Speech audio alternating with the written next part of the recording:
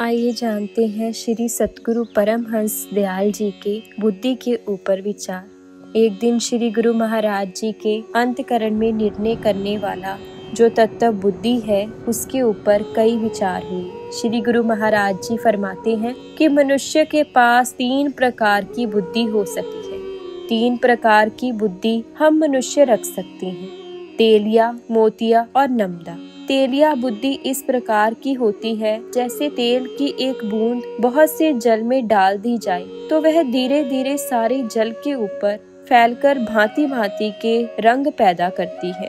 इसी प्रकार तेलिया बुद्धि वाले मनुष्य संकेत में बात समझ जाते हैं और तनिक सी बात को सुनकर उनकी बुद्धि ऐसे फैलती है कि वह अपने आप ही भांति भांति के विचार उत्पन्न करते हैं। अगर वह सत्संग में कुछ सुनते हैं तो उसको अपने मन में धारण तो करते ही हैं, परंतु उस पर अपने विचार करके उसको अपनी तरह से उस बुद्धि को समझते हैं। यह बहुत ही उत्तम श्रेणी की बुद्धि होती है और यह बुद्धि संतों महापुरुषों की संगति में रहने और बार बार उनका सत्संग श्रवण करने और उस पर आचरण करने से प्राप्त होती है। ऐसी बुद्धि वाले मनुष्य को श्रेष्ठ माना जाता है। दूसरी है मोतिया बुद्धि।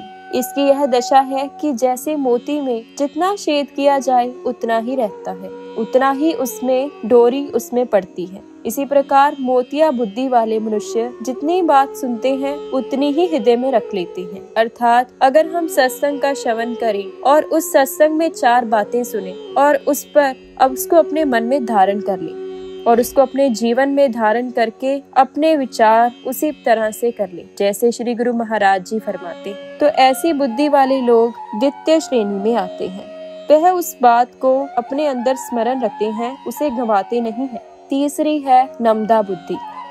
इसकी दशा नमदे जैसे होती है। नमदे में सुई घिसाओ तो छिद्र हो जाता है और निकाल लो तो सिमट कर छिद्र बंद हो जाता है। अर्थात अगर हम श्री गुरु महाराज जी के सत्संग में जाएं, उनकी वाणी सुने और उस समय हम उस पर ऐसा करें कि हम इसी तरह से ही निर्णय लेंगे। जैसे श्री गुरु महाराज जी हमें ध्यान करने को बता रहे हैं, हम ध्यान करेंगे। लेकिन जैसे ही वह मनुष्य घर पहुंचते हैं तो ये सोचते हैं कि ध्यान कर लेंगे, जब मन लगा तब ध्यान हो जाएगा, अभी अपने बाकी काम करने। तो ऐसे मनुष्य उस समय जो ज्ञान धारण किया उसको वहीं छोड़ देते हैं। ये नमदा बुद्धि के लोग हैं। तो हमारी बुद्धि, हमारे मन हम पर ही निर्भर करते हैं। हमें कौन सी बुद्धि कब और कैसे मिलेगी ये हम पर निर्भर करता है। और सतगुरु की कृपा बिना हम प्रथम श्रेणी की बुद्धि या द्वितीय श्रेणी की बुद्धि को प्राप्त नहीं कर सकते। अगर उस परम पिता परमात्मा की कृपा हो तभी हम उसका ध्यान कर सकते हैं और यह ध्यान तभी होगा जब हम अपने मन को उस परमेश्वर के प्रति समर्पित कर दें।